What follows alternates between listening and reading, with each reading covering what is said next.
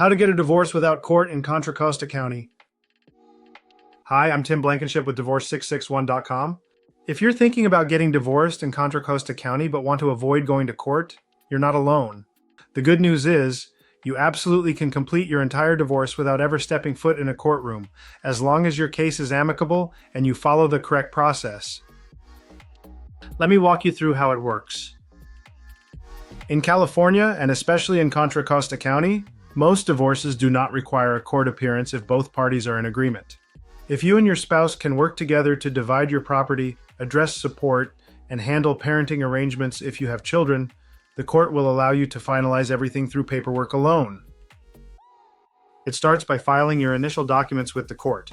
Contra Costa County allows for electronic filing, which makes this step faster and more convenient.